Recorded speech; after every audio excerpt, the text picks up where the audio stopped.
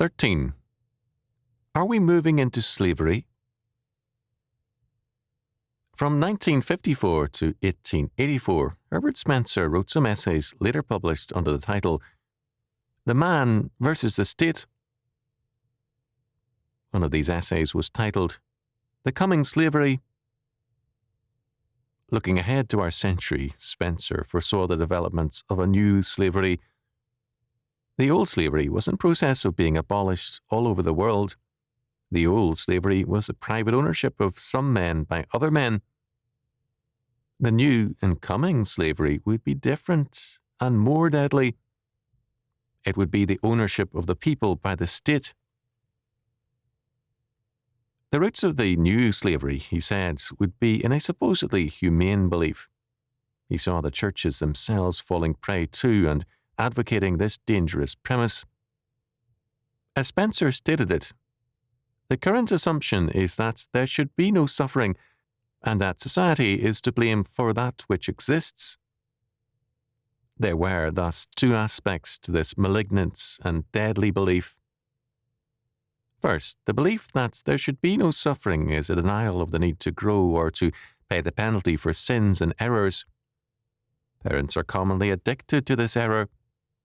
They do not want their children to go through what they had to go through, with the net results that their children fail to develop the character their parents have. Apply this principle to society, and you have social anarchy. Second, there's the belief that society is to blame for that which exists. Responsibility and character, however, are primarily and essentially personal. When we deny that personal foundation of responsibility, we undermine both law and civilization.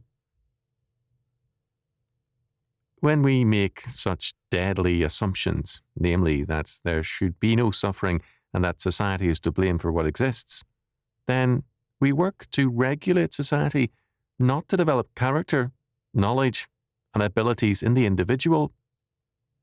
The end result of these regulations, Spencer predicted, is more regulation and, finally, mass enslavement.